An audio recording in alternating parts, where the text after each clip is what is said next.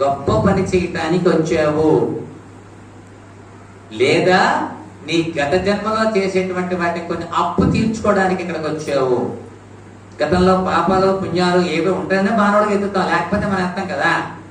పాపం ఉందనుకోండి, ఇక్కడ మనం వ్యాధి రూపేణ, పాపం వ్యాధి రూపేణ పీడితం.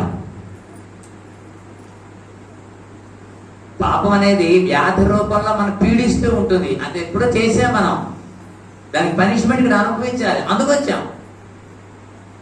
లేకపోతే కుదరదు.